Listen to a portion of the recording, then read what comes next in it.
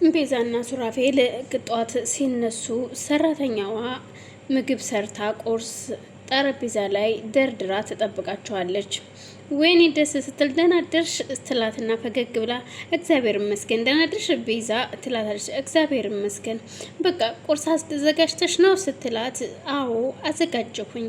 ጎበዝ እሺ በቃ ሱሬ በቃ ቁርስ ተዘጋጅቷል ቁርስ እንብላና እንወጣለን ትለዋለች። እሺ ሄዱና ሁለቱም ቁርስ ለመብላት ቁጭ ብለው ቁርስ እየበሉ ያለ ቤዛ ሱሬ ይሄ ቁርስ በጣም ነው የሚጣፍጠው፣ አንተ ጎበዝ ልጅ ነች፣ በጣም ባለሙያ ነች፣ በስማም እንዴት ነው የሚጣፍጠው ስትል አዎ ይጣፍጣል ቆንጆ ምግብ ነው እያላት በልሺ ብላ ስትለው እየበሉ ሁለቱም በመሃል ትመጣለች። የሚፈለግ ነገር አለ የምትፈልጉት የሚጨመር ነገር ካለ ብዬ ነበር ትላለች። እየተንቀጠቀጠች ነበር። አይ ምንም ነገር የለም የኔ ቆንጆ በጣም ነው የሚጣፍጠው ምግብሽ፣ ባለሙያ ነሽ፣ እጅሽ ይባረክ። እናም ነይ ላጉርስሽ ትላትና አረ ችግር የለውም ስትላት ምንም ችግር የለውም የኔ እናት ነይ ስትል ቤዛ አንዴ ታጎርሳታለች። በድንጋጤ እሷም የተሰነዘረላትን ትጎርስና አይኗ ሱራፌልን እያየ ሱራፌልም እሷን እያያት ነበር በሰዓቱ። በዛም መሀል ሱራፌልም እኮ ይጣፍጣል አይደል ስለው አዎ ይጣፍጣል ይላታል። እሺ በቃ ስትፈልጉኝ ጥሩኝ እሺ ወደ ስራዬ ልመለስ ትልና ወደ ስራዋ ትሄዳለች። ቤዛም እሺ ትልና ምግቧ በጣም ነው የሚጣፍጠው ዋው ስትል ታመሰግናታለች። አዎ ግን እኔ ምልህ ሰራተኛዋን ለማባረር ወስነሃል ነበር እንዴ እንዴት ተራራህ ስትለው አይ እስኪ ትዕግስተኛ እንሁን በሚለው ተስማማሁኝና እሱን ወስኜ ነው።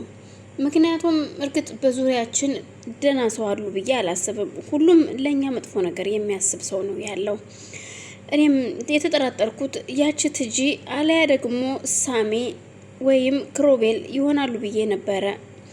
ግን ደግሞ እንግዲህ እሷ በፍጹም ብላለች። እስኪ ለማንኛውም ቀስ ብለን እንያት ማየቱ አይከፋም ብለሽ ነው ሲላት ኮኔም ብዬሃለው እንደዛ ያው አንተ ነህ እንጂ እንሸኛት አታስፈልገንም ስትለኝ እኔም ግራ ገባኝ እኮ እንዴ ሰራተኛ እንኳን ነጻነቴን አጉጄ እንዳልቀጥር ልደረግ ነው እንዴ ብዬ አስቤ ነበረ። ብቻ እንግዲህ እግዚአብሔር ያውቃል ሱሬ፣ ከዚህ በኋላ ማንም እኔ እናንተን እንዲለየኝ አልፈልግም። አንተም የኔ እኔም ያንተ ነኝ ስትለው በጣም እኔ እውነቴን ነው ምልሽ ከዚህ በኋላ ቤዝ የማንንም ወሬ እንዳትሰሚ ይላታል። እሷም ተስማማና እሺ ብላ ወደ ውጭ ትወጣለች። ወደ መጣው ብለው እንደወጣች እሱም ይሄድና እኔ ምልሽ ግን አንድ ነገር ልንገርሽ፣ እኔ አንቺን ወደ መጣሽበት ልመልስሽ ነበረ አመጣጤ ታውቂያለሽ፣ ግን ደግሞ ሰው ነኝና ሰው ስለሆንኩኝ እንደ ሰው አሰብኩና ብትሰሪስ ምናልባት ብሩ ያስፈልግሻል ብዬ ስላሰብኩ ነው የተውኩሽ። እናም ግን እዩልሽ እኔ በፊት ቤዛን ሳገቧት አፍቅሪያት አልነበረም፣ ዝም ብዬ ነበር ያገባኋት። ግን የሆነ ሰዓት ላይ እውነት ለመናገር የሚስቴ ገዳይ ሁኜ ነበረ። በጣም ነበረ የምጎዳት፣ በጣም ነበረ የምከታተላት። እናም ባለማወቄ ብዙ ነገር አሳጥቶኛል ከቤዛ።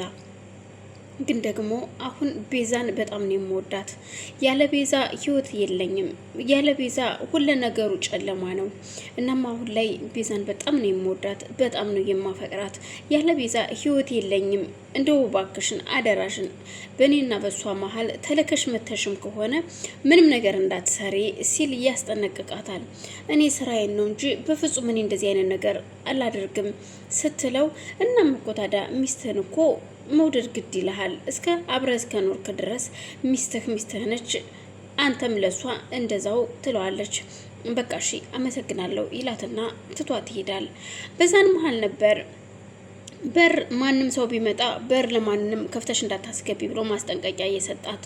በዛ መሀል እሷም ሁሉም ወጥተው በሄዱበት ትጂ ትመጣና በር ስታንኳኳ ማን ነው ብላ ስትከፍት እኔ ነኝ ትላታለች። እኮ ማነሽ ስትል በር ከፍታላት አቤት ወይ ታስገቢኝ ትችያለሽ ስትላት አይ ማንንም ሰው እንዳታስገቢ ብሎኛል ሱራፌል፣ ስለዚህ አላስገባሽም። ግን አውቀሽኛል፣ እኔ እኮ የቤዛ ዘመዷ ነኝ፣ በጣም ሚስጥረኛ እህቷ ነኝ፣ ጓደኛዋ ነኝ፣ ትጅ ይባላለው ስትላት ሳሚ ስለ ትጂ ነግሯት ስለነበር በሀሳብ እሱን ነገር አውጥታ አውርዳ አምሰለሰለችና ቢሆንም ግን ይቅርታ ማንንም ሰው እንዳስገባ አልተፈቀደልኝም፣ እስካልተፈቀደልኝ ድረስ ማንንም ማስገባት አልችልም ትላታለች።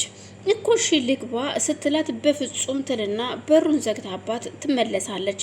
ትጅን በጣም ትናደድና ወይኔ ይሄ መድኃኒት ዛሬ ከዚህ መርዝ አለፉ ማለት ነው ስትል በጣም ትናደድና ወታ ትሄዳለች። ስትሄድ የሄደችው ዶክተር ሮቤል ያለበት ቦታ ነበር። ሮቤል የሆነ ካፌ ቁጭ ብሎ ቡና እየጠጣ ነበረ። እናም በአጋጣሚ ዞር ሲል ያያታል። ወይኔ ይቺ ልጅ ደግሞ መጣችብኝ፣ ዛሬ ጥሩ ቀን ውላለሁ ብዬ ነበረ፣ ዛሬ በቃ መታቀኔ ልታበላሽብኝ ነው፣ ወይኔ ሮቤል ሲል ይናደዳል። እሷም መታ ካጠገቡ ወንበር ሳባ አድርጋ ቁጭ ትላለች። ቆይ አንቺ ልጅ ግን ምን እያደረግሽ ነው? ለምንድን ነው የምትከታተኝ? ለምንድን ነው የምትመጪው? ሲላት ቆይ አንተ ግን ምንድን ነው የምትለው? ምን ሆነህ ነው? ቪዲዮ እያየህ አይደለ እንዴ ስትለው እዛ ቤት እኮ አዲስ ሰራተኛ ገብታለች እና እኔ ምን ላድርግሽ ታዲያ? ምን ካሜራሽም እንደው ያዛ ያስቀመጥሽው ካሜራ ባትሪ ጨርሷል። ባትሪ ጨርሶ ነው መሰለኝ ስራውን ትቷል። ስለዚህ እዛ ቤት ተመልሼ መሄድ አለብኝ ማለት ነው። ግን ሲሄድ ደግሞ ሰራተኛዋ አስወጣችኝ አላስገባም ብላ ስትለው በጣም ይናደዳል።